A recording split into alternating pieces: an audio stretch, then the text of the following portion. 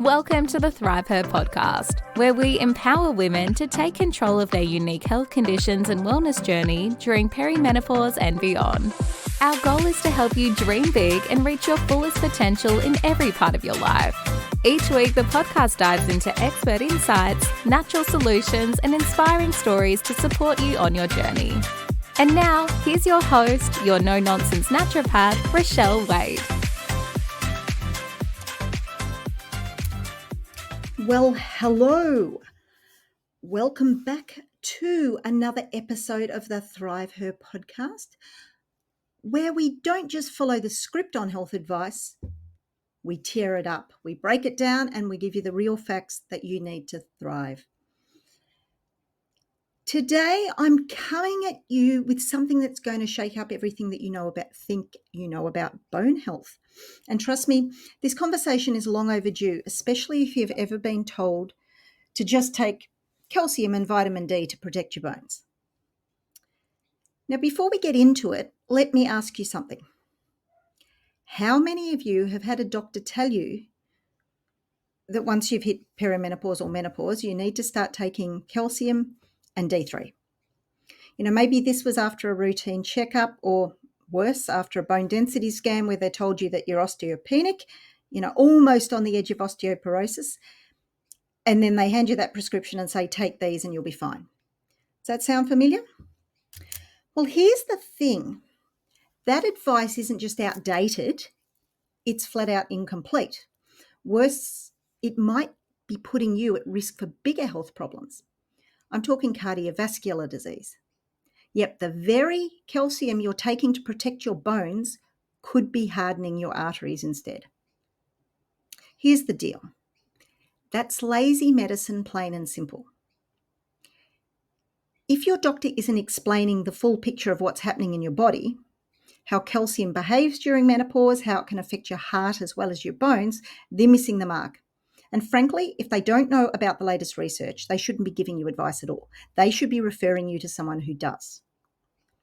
We've got to stop blindly accepting these one-size-fits-all recommendations, and you deserve better than that. We need to ask more questions of our doctors and other healthcare providers. What else do I need to know? What's missing from this prescription? Is this advice really going to help me, or could it be doing more harm than good? Let's be honest here. Sometimes doctors are just ticking the boxes on their flowcharts, making sure they hit the basics. Calcium, check. Vitamin D, check. But that's not enough. We need more than flowchart medicine. Now, let me be very clear here. I am not saying that all doctors are in the dark here. There are some very good doctors out there, but a large majority are stuck on the old calcium and D3 script without fully understanding how it fits into the complex changes of your body that happen during menopause. And let me tell you, you deserve more than lazy medicine. So today we're going to talk about what's really happening in your body during menopause. We'll talk about why bone health and cardiovascular health are way more connected than you've been led to believe, and what you need to do to protect yourself both inside and out. Okay, so let's take a look at what's really happening in your body during menopause, because it's not as simple as just take calcium and vitamin D and you're good to go. When you enter perimenopause and menopause, your estrogen levels start to drop. And that drop triggers a lot of changes, bone loss being one of the biggest. Estrogen plays a crucial role in balancing bone formation and bone breakdown. So when your estrogen levels drop, bone breakdown begins to outpace bone formation. And that's why women face an increased risk of conditions like osteopenia and osteoporosis during menopause. But here's the part that really gets enough attention. It's not just your bones that are affected when estrogen declines, it's your arteries too. Estrogen has a protective effect on your cardiovascular system. It helps keep your arteries flexible and prevents calcium from depositing in them. So when estrogen drops, not only does your bone loss accelerate, but your arteries become more prone to arterial calcification, or the hardening of your arteries. Why? Because as your bones break down, calcium is released into your bloodstream. And without estrogen to help direct it, some of that calcium will end up in your arteries, causing them to harden. This is why we see a sharp increase in cardiovascular disease in postmenopausal women. You're losing bone mass, and at the same time, your arteries are being calcified. Now, what's worse, you're now being told to add even more calcium to the mix without anyone actually explaining the full picture of what's happening in your body. Now, doctors are right about one thing. Calcium is essential for bone health, but it's only one piece of the puzzle. And this isn't just about keeping your bones strong, it's about protecting your heart too. So let's get into the real missing piece, and that's vitamin K2. This is the key to making sure calcium goes into your bones and stays out of your arteries. Now, I'm sure many of you have heard of vitamin K before, like when newborns are given a vitamin K shot to prevent bleeding, because vitamin K plays a huge role in blood clotting. But what most people don't know are there are different types of vitamin K. There's K1, which is involved directly in blood clotting, and then there's K2, which plays a completely different role. It directs calcium in your body. Think of vitamin K2 as the traffic cop for calcium.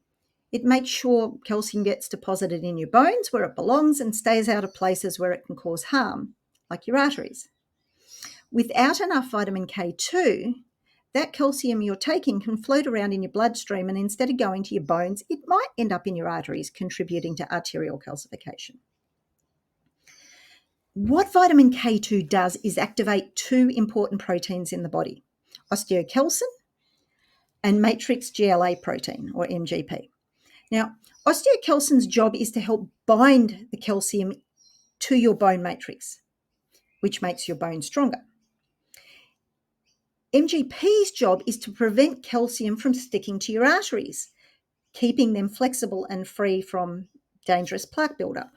So when you're taking calcium without K2, you're missing the guidance system that makes sure calcium's going to the right place. That's why just calcium and D3 isn't enough. K2 ensures that the calcium goes to your bones and stays out of your arteries. Now, of course, nothing's that simple too. I want to now talk about magnesium, because this mineral is often overlooked but absolutely critical for maintaining the balance between calcium and magnesium in your body. I like to think of it as a seesaw, a magnesium-calcium balance. And things can get seriously out of whack. So here's where it gets interesting and also a bit confusing. Magnesium deficiency and calcium excess have similar symptoms, but so can calcium deficiency and magnesium excess. And this is where a lot of people get confused. And frankly, it can even throw off the best of doctors. When you're experiencing symptoms like muscle cramps, fatigue, irritability, or even heart palpitations, it can be difficult to figure out whether you're dealing with too much calcium, too much magnesium, or not enough of either one. That's because these two minerals are so interdependent. They both play a role in muscle contraction, nerve function, and heart health. So when one is off balance, it affects the other. Think of calcium and magnesium like a tug of war. If you have too much calcium without enough magnesium, your muscles and tissues don't function properly. Magnesium helps regulate your calcium levels, ensuring that it goes to the right places, like your bones, and doesn't end up where it can cause harm, like in your soft tissues and arteries. But here's the kicker. If you have too much magnesium and not enough calcium, you can end up with similar symptoms. So how do you know which one is off? This is where you need to be very cautious about blindly supplementing one mineral without considering the other. Now, balance is the key here. Now, while some people say the ideal ratio of calcium to magnesium is about 2:1 or 1:1, the reality is that everyone's body is different and your needs can vary.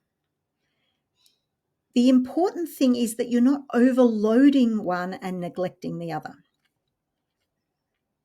For instance, if you're loading up on calcium and without thinking about magnesium, your body might struggle to use the calcium effectively.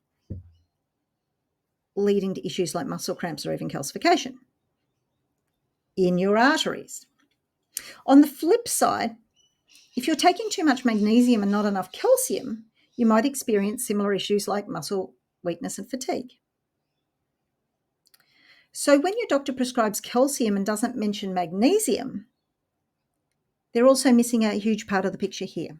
Magnesium is crucial because it helps your body absorb and use calcium correctly. Without it, you're at risk of a whole bunch of other problems. This is why you should never supplement calcium without thinking about magnesium. They work together in harmony, but if they're out of balance, they can cause all kinds of issues. Whether it's muscle cramps, heart palpitations, fatigue, these minerals really need to be in sync for your body to function optimally. So now that we've talked about the calcium-magnesium balance and why it's crucial, let's move on to vitamin D3, another piece of the puzzle that often gets prescribed by doctors alongside calcium. And trust me, your doctor isn't wrong to recommend it. But here's the thing, it only is part of the solution. And without the missing piece, K2, you'll be putting your health at risk. So why do doctors prescribe vitamin D3 so readily? That's because vitamin D3 plays a huge role in helping your body absorb calcium. If your vitamin D levels are low, even if you're taking plenty of calcium, you won't absorb it properly. And once again, it can leave you vulnerable to osteopenia, osteoporosis, and an increased risk of fractures. Here's where it gets interesting. Vitamin D, though, D3, isn't just about your bones. It's also essential for your heart health, your immune system, and even your mood. So here's a surprising fact. Low vitamin D levels are linked with an increased risk of cardiovascular disease. In fact, studies have shown that people who are deficient in vitamin D have a 50% higher risk of developing heart disease. So while your doctor is absolutely right to check your vitamin D levels, they're missing something critical if they're not addressing K2 alongside it. So let's get back to what we've been discussing, calcium and its impact on your heart. So when doctors prescribe calcium and D3 together, they're trying to strengthen your bones without addressing the full picture, and they might be contributing to arterial calcification. D3 does increase calcium absorption, yes, but where does that calcium go? Without the K2, some of it may end up in your arteries, hardening them and increasing your risk of cardiovascular disease. And this is the part that gets left out of the conversation. So while you're absorbing more calcium with the help of D3, the calcium needs guidance, and that's why K2 steps in. It directs it to your bones and keeps it out of your arteries where it's going to do damage. Now, you'd think that in a sunny place like Australia, and parts of the US, for instance, vitamin D deficiency wouldn't be an issue, right? But that's not the case. In Australia, about 31% of adults are vitamin D deficient, and in the US, it's 42% of the population. Now, these numbers are even higher for people with darker skin tones,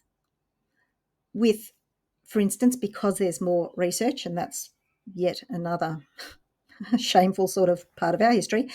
There's 80% of African Americans are being vitamin D deficient. I couldn't find much research on Australia's Aboriginal population. Why? Well, because we might get sunlight, but we're also using sunscreen, staying indoors, wearing clothing that blocks UVB rays. All of these factors reduce our bodies to produce enough vitamin D. So even if you live in a sunny place, you might still be deficient. And a deficiency like that isn't just about bone health. Low vitamin D levels are linked with mood disorders like depression and anxiety. And, we spoke about heart disease. Low vitamin D is tied to increased cardiovascular risk. Yet, without K2, simply increasing your vitamin D levels could push more calcium into your arteries. So I think it's pretty clear here. You should know what I'm talking about. Here's the bottom line. Doctors are right to prescribe D3. They're right to prescribe calcium. And especially because it's common to be deficient.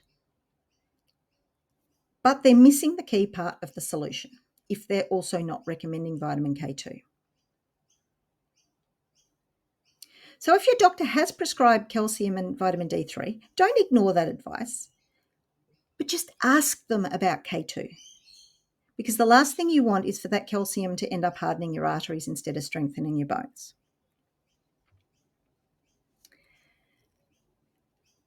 So, ThriveHer Tribe, that's a wrap on today's episode.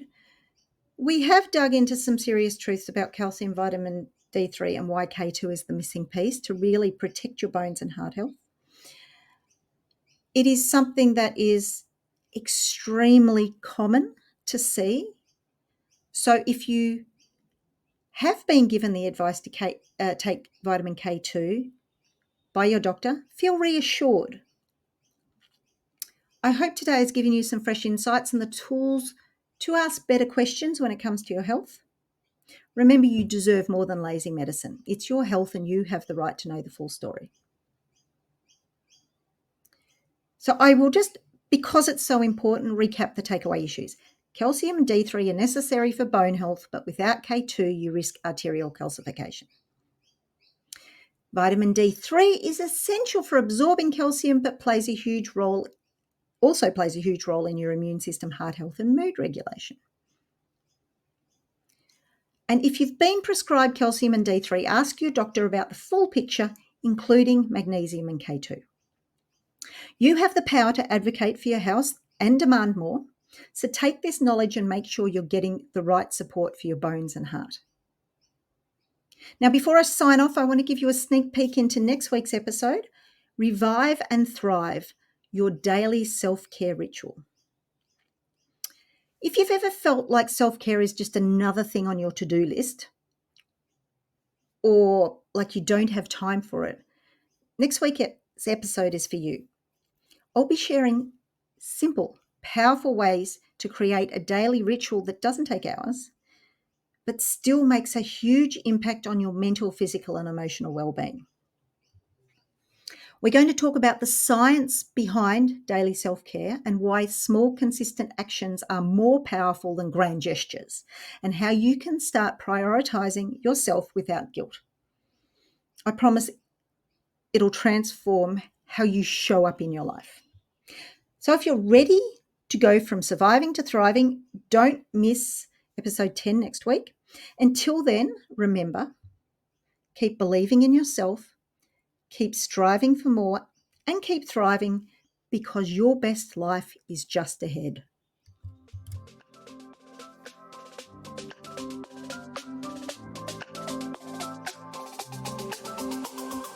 Thank you for joining us on this episode of the ThriveHer Podcast. We hope you found valuable insights and practical tips to help you on your path to achieving everything you want in life. Remember, with the right support, you can achieve anything. If you love this episode, please share it on Instagram stories and tag No Nonsense Naturopath. Also, if you enjoy the podcast, you'll love a ThriveHer membership. Check it out at thriveher.vip. Each interaction helps others find this valuable information. Connect with us on social media and join our community of thriving women. Until next time, stay empowered, stay healthy, and keep thriving.